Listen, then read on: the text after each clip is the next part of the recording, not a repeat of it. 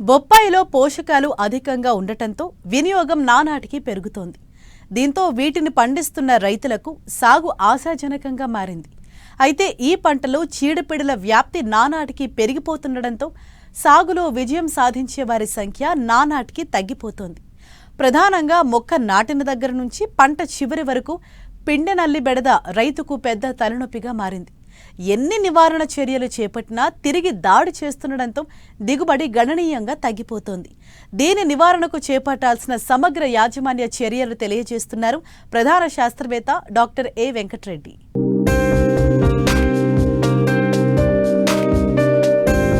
రెండు తెలుగు రాష్ట్రాల్లో బొప్పాయి సాగు విస్తీర్ణం నానాటికి పెరుగుతోంది. ఒకప్పుడు పెరటి తోటలకే పరిమితమైన బొప్పాయి సాగుకు ఇంత ప్రాధాన్యం పెరగడానికి ప్రధాన కారణం అధిక దిగుబడినిచ్చే తైవాన్ రకాలని చెప్పవచ్చు. ప్రస్తుతం రైతులు హెక్టార్కు 50 నుంచి 100 టన్నుల వరకు దిగుబడిని పొందుతున్నారు. అయితే ఈ పంటకు చీడపీడల సమస్య ఎక్కువ ఉండటం వల్ల ఇటీవలి కాలంలో సాగులో విజయాల శాతం తగ్గిపోతోంది. ముఖ్యంగా రసం పీల్చు పురుగుల దాడి వల్ల వైరస్ తెగుళ్లు వ్యాప్తి చెందుతున్నాయి. బొప్పాయి పంట చివరి దశ వరకు రైతును వెన్నాడుతున్న సమస్య పిండినల్లి. ఇది ఒక్క బొప్పాయిలోనే కాకుండా కూరగాయలు, పండ్ల తోటలను ఆశించి తీవ్రంగా నష్టపరుస్తోంది. కాబట్టి రైతులు జాగ్రత్త వహించాలి. పిండినల్లి గుర్తించిన వెంటనే తీసుకోవాల్సిన సమగ్ర సస్యరక్షణ చర్యల గురించి తెలియజేస్తున్నారు ప్రధాన శాస్త్రవేత్త డాక్టర్ ఏ వెంకటరెడ్డి. ఈ పురుగు విషయానికి వస్తే, ఈ పురుగుకు సంబంధించినటువంటి తల్లిరెక్కల పురుగులు కానీ మగ పురుగులు కానీ లేత ఎరుపు రంగులో ఉండి శరీర భాగంపై తెల్లటి బూజు లాంటి మైనం పదార్థంతో కప్పివేయబడి ఉంటాయి.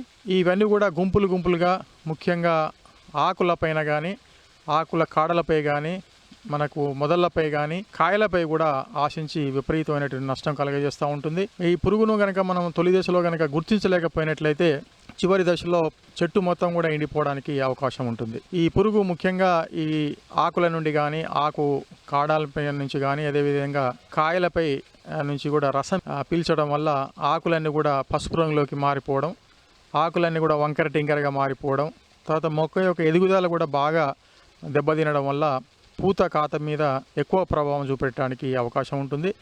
కాయలపై నుండి కూడా రసాన్ని కనుక పీల్చినట్లయితే కాయలన్నీ కూడా వంకర టింకరగా మారిపోవడం, తర్వాత కాయలన్నీ రాలిపోవడం, సరైనటువంటి సైజుకు రాకపోవడంతో రైతులు ఆర్థికంగా బాగా నష్టపోతూ ఉంటారు. ఈ పురుగు కేవలం రసం పీల్చడం వల్లనే కాకుండా రసం పీల్చిన తర్వాత తీయటి తేనె లాంటి పదార్థాన్ని బయటికి వదిలిపెడుతుంది. దానిపైన నల్లటి బూజు కూడా ఏర్పడుతుంది. ఈ నల్లటి బూజు కాయల మీద ఉండడం కానీ తర్వాత ఆకులపైన నల్లటి బూజు ఉండడం వల్ల కిరణజన్య సంయోగ క్రియ అనేది తగ్గిపోవడం వల్ల మొక్క ఎదుగుదల అనేటువంటి దెబ్బతింటుంది. కేవలం పురుగు మందులతో ఈ పురుగును నివారించుకోవడం చాలా కష్టమైనటువంటి పని. పైరు లోపల కానీ లేకుంటే గట్ల పైన కానీ ఇంకా కొంచెం దూరంగా ఎక్కడైతే కలుపు మొక్కలు ఉంటాయో పిండి నల్లి అనేటువంటి ఉండడానికి అవకాశం ఉంటుంది. కాబట్టి అలాంటి కలుపు మొక్కలు లేకుండా జాగ్రత్త తీసుకొని శుభ్రంగా కనుక ఉంచినట్లయితే చాలా మటుకు ఈ యొక్క పురుగు యొక్క ఉధృతి బాగా తగ్గడానికి అవకాశం ఉంటుంది. ఇక రెండవది, ఆశించినటువంటి తోటలలో మనం వాడినటువంటి పనిముట్లు కానీ లేకుంటే మనం వాడేటువంటి పురుగు మందులు పిచికారీ చేసేటువంటి స్ప్రేయర్లు కానీ మనం వాడినటువంటి కొడవళ్ళు కానీ ఇట్లాంటివన్నీ కూడా వేరే తోటలో పోకుండా కనుక జాగ్రత్త తీసుకోవాలి. ఎందుకంటే ఈ పనిముట్ల ద్వారా ఒక పైరు నుంచి ఇంకొక పైరుకు అవి వ్యాప్తి చెందడానికి అవకాశం ఉంటుంది. ఇవి గ్రుడ్లను అనేటువంటివి ముఖ్యంగా సంచులలో గుడ్లు పెడతా ఉంటాయి. ఇవన్నీ కూడా భూమి లోపల పెడతా ఉంటాయి. ముఖ్యంగా కాండం దగ్గర ఉన్నటువంటి బేసిన్స్లలో పెడతా ఉంటాయి. కాబట్టి తర్వాత గుడ్ల నుంచి వచ్చినటువంటి పిల్ల పురుగులు కాండం నుంచి ఎగబాకి మొక్కలో ఉన్నటువంటి వివిధ భాగాలకు వెళ్ళిపోయి బాగా నష్టం చేస్తూ ఉంటుంది. కాబట్టి మనం అప్పుడప్పుడు పాదులలో మట్టిని కనుక పారతోటి కనుక చెక్కేసి ఆ పాదులలో ఒక్కొక్క పాదుకు 100 నుంచి 150 గ్రాముల చొప్పున ఫాలిడాల్ అనేటువంటి డస్ట్ కనుక వేసినట్లయితే ఈ పురుగును మనం నివారించుకోవచ్చు.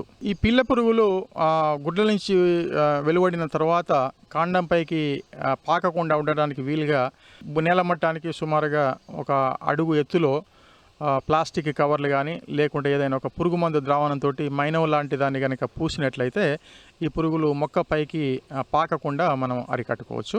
బాగా పనిచేసేటువంటి పురుగు మందుల విషయానికి వస్తే ప్రొఫినోఫాస్ అనేటువంటి మందు 1 లీటర్ నీటికి 2 మిల్లీలీటర్లు, లేదా బూప్రోఫెజిన్ అనేటువంటి మందు అయితే 1 లీటర్ నీటికి 2 మిల్లీలీటర్లు, లేదా ఇమిడాక్లోపిడ్ అయితే 0.25 ml, లేదా థయోమితాక్సోమ్ అనేటువంటి మందు అయితే 0.25 గ్రాముల చొప్పున ఈ మందులను మారుస్తూ, వీటితో పాటుగా అవసరమైతే పురుగు యొక్క ఉధృతి కనుక బాగా ఉన్నట్లయితే డైక్లోరోవాస్ అంటే నువాన్ లాంటి మందు కలిపి కనుక మనం పిచికారీ చేసుకున్నట్లయితే ఈ పురుగును మనం నివారించుకోవడానికి అవకాశం ఉంటుంది. పంట అయిపోయాక ఎండిన చెట్లు, నేలరాలిన ఆకులను ఏరి తగులబెట్టడం ద్వారా పిండి నల్లిని నివారించవచ్చు. వాస్తవానికి ఈ పిండి నల్లి మన దేశానికి సంబంధించిన పురుగు కాదు. మెక్సికోకు చెందిన ఈ పురుగు మన దేశానికి రవాణా ద్వారా వచ్చి చేరి తీవ్రంగా నష్టపరుస్తోంది.